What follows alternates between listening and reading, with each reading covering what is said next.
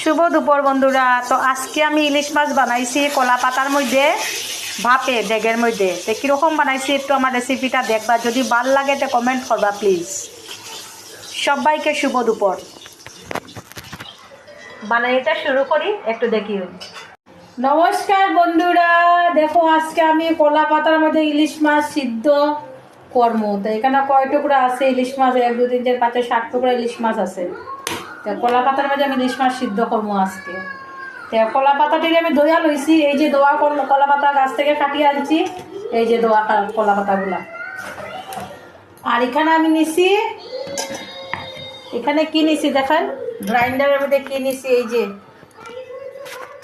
সরষে আছে, 5-6টা কাঁচা লঙ্কা আছে, ছোট্ট একটা পেঁয়াজ আছে, আদা আছে। এটি এখন আমি পেস্ট করবো। তো দেখো গ্রাইন্ডারে আমি পেস্ট করলাম, পেস্ট করিয়া এটার মধ্যে মিলাইবো আর কি।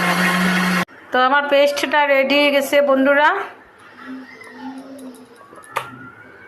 এই যে পেস্ট পুরো রেডি হয়ে গেছে।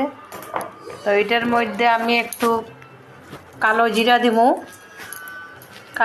দিমু, তারপরে একটু সামান্য একটু হলুদ দিমু, জাস্ট খালি একটু সুন্দর কালারটা সুন্দর হইতে করে একটু হলুদ দিমু। আর এই যে লঙ্কা,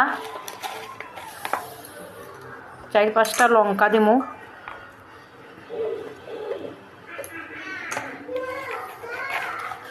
তারপরে নুন দিমু, পরিমাণ মতো নুন।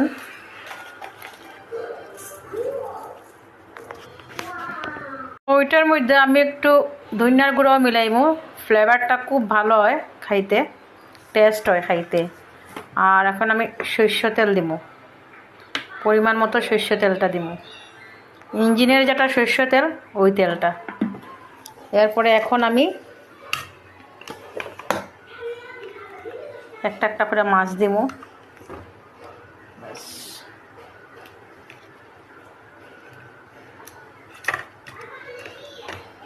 এই যে মাছটা দিমু, দিয়া মাখাই মুটিবে।